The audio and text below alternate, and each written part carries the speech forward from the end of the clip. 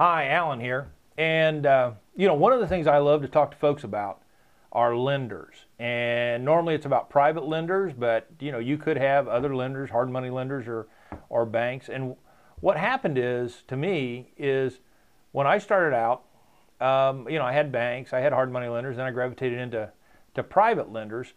But here, what happens is you need information, but it was in different places on me when I started out in the business. And I want to take you through when I started and bring you up to date on what's going on now.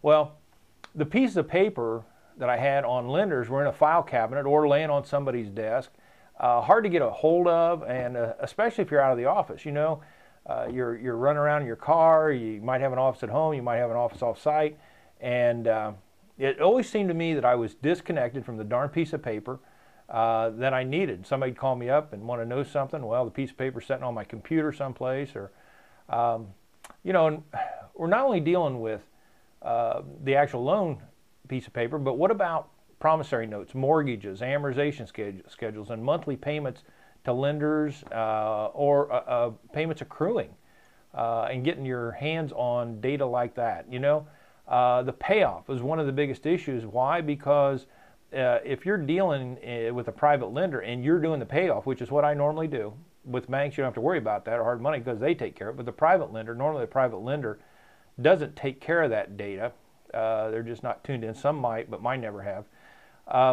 If you come across in your calculations and you're too high on the payoff, and you pay the private lender too much money, and the private lender sees that, they're going to figure you don't know what you're doing, and that's a bad sign. And then if you go the other way, let's say you're too low on the calculation, which is much worse, because then they're going to think that you're stealing from them, and that could damage your relationship with a private lender. You always want to make sure that you're right on the calculations. You're doing it manually. I always want to have two sets of eyes on that.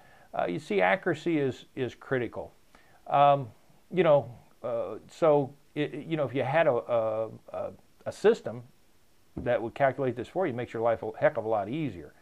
But way back when, it was all manual, wasn't it? You're sitting there with a calculator trying to figure it out. And then, what about statements for a private lender? Whether you give them to a monthly or quarterly, well, they were manual, and they were on Excel spreadsheet. You had to calculate the numbers manually. Had to double check the numbers, just like I talked about a minute ago, and then mail them out.